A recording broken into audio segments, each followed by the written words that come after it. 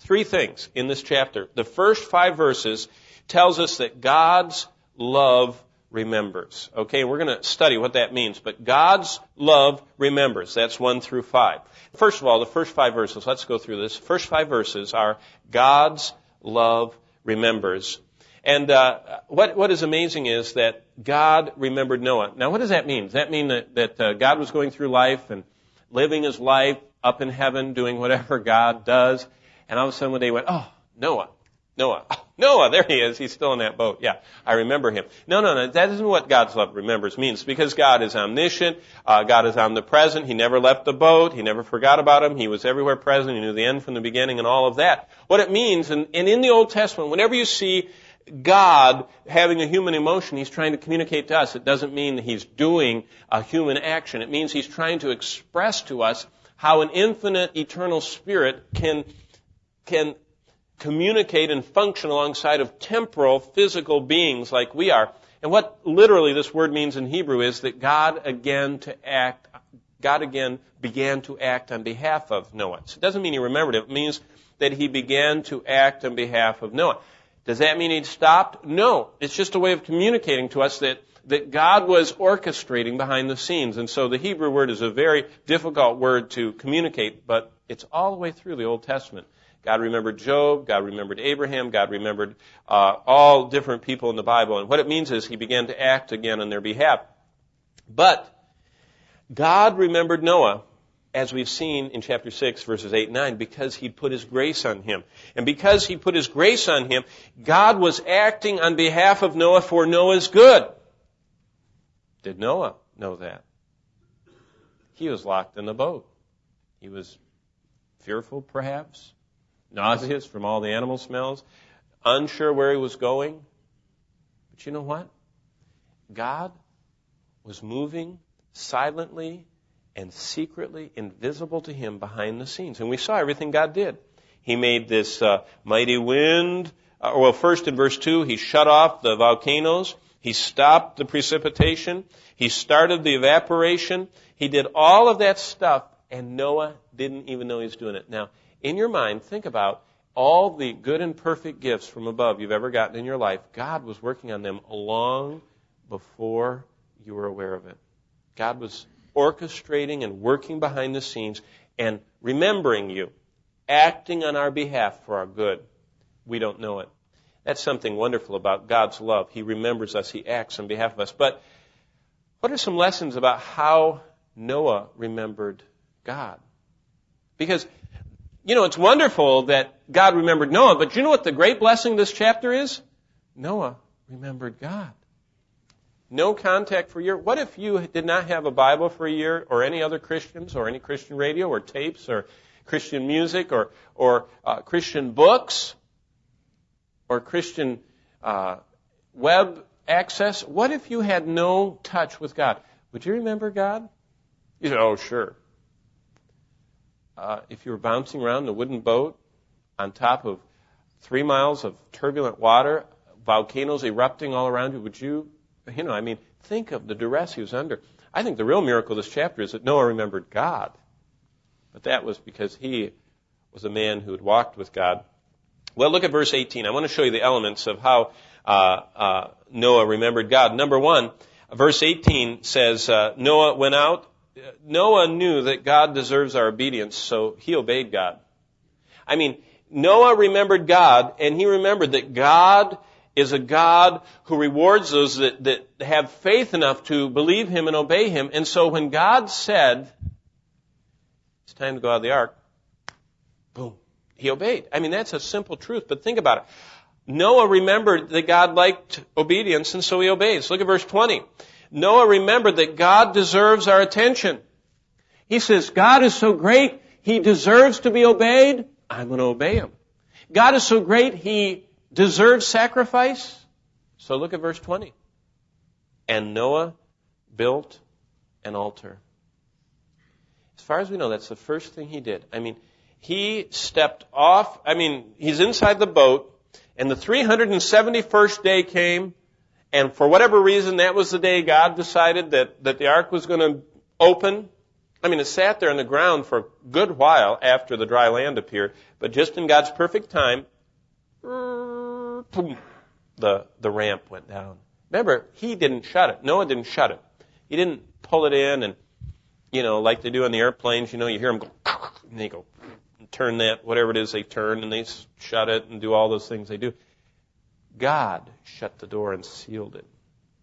There was no way out without dropping 50 feet or 75 feet or however far it was down to the ground from the very top of the ark. And when God was good and ready, he opened the door. Now, most people say, well, the Lord closed that door and the Lord opened that door. Well, a lot of times they're leaning on it and pushing it and fiddling with the handle, and working out behind the scenes.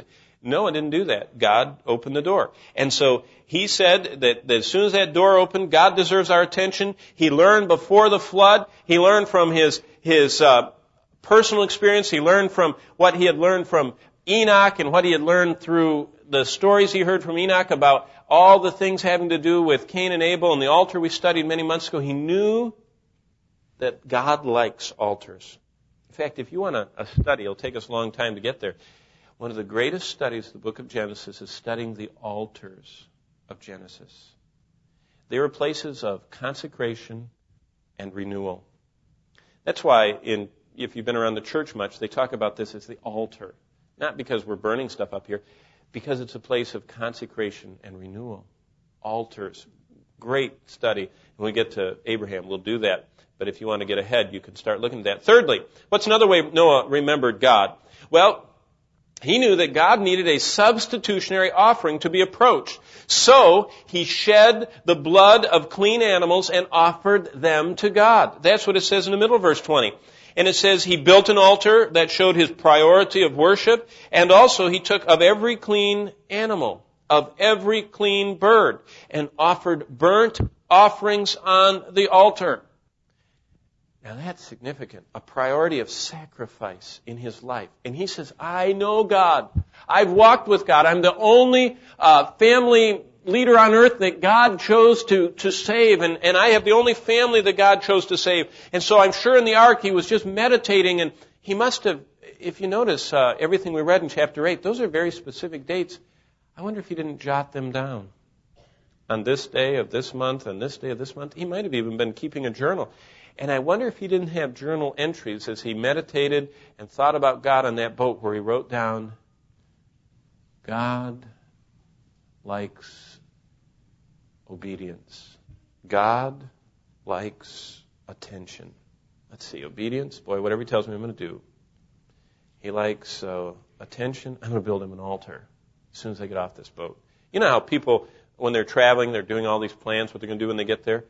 And then God likes sacrifice. And I'm sure as he was thinking about this, he was walking up and down the decks of this big barge that he was in. And he was looking at all those clean animals in the sevens. And I think in his mind, he had decided he was going to give a first fruits offering. He was going to give a great sacrifice. He was going to give 14% of everything that was going to keep him alive back to the Lord. Very interesting thought.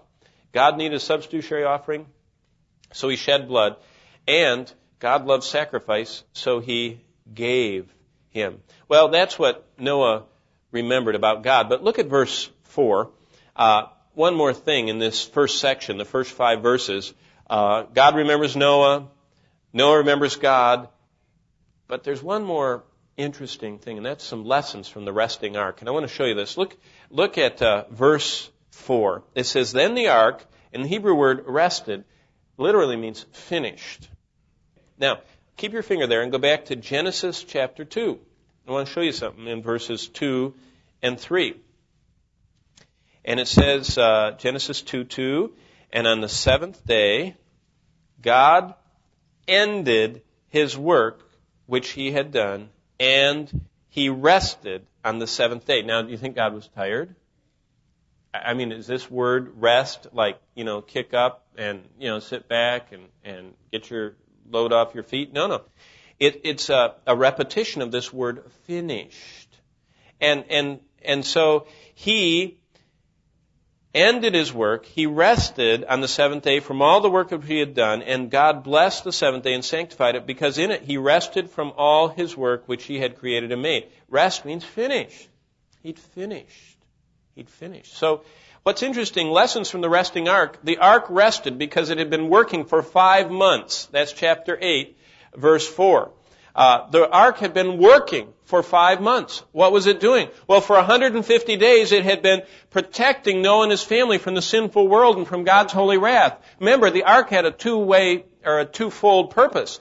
That ark was pitched inside and outside. It was kafar. Remember, we talked about that. It was atoned. It had a propitious covering, just like the whole idea of propitiation, of being covered, the whole satisfaction idea of being covered with the blood of Christ that's in all the sacrifices we studied way back when we did the tabernacle. But remember this, the ark, first of all, was keeping Noah from the wicked world that God was destroying, and none of them could come into that ark. Remember, 7 days it sat there covered with pitch, and the worldlings couldn't get in. But secondly, it kept the wrath of God out. God's wrath didn't come in. Remember when in the 10th plague, when the whole nation of Israel was to kafar, they were to put blood over their doorposts. Do you remember that? And everyone on the inside was shielded from the wrath of God as the Lord, through his agent, the angel of death, sweeping across the nation of Egypt, all who hid beneath the protective shadow of the blood were secure. Same idea in the ark. Well, that's the second resting. Let's look at chapter 19 of John's Gospel in verse 30, because there is another example of a rest. And this is all culminated in the book of Hebrews. But John 19 and verse 30, just as in Genesis 2 and 3, God rested from the work. He finished the work of creation. And in Genesis 8 and verse 4, the ark had finished the work of rescue.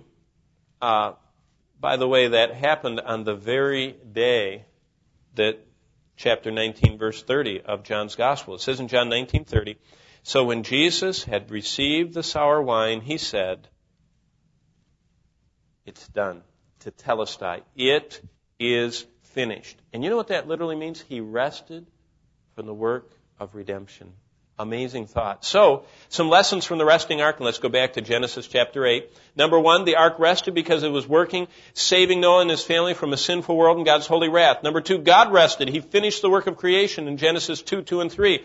And finally, Jesus Christ rested when he had finished the work of redemption. How do we know that Jesus Christ was supposed to die on the 7th month and the 17th day? Exodus 12:2 says that the Passover was to occur, and that they were to have their lamb on the 14th day. And Jesus Christ, the Passover lamb, on the 14th day of the 7th month was offered. And after 3 days, he arose on the 17th day. A marvelous imagery.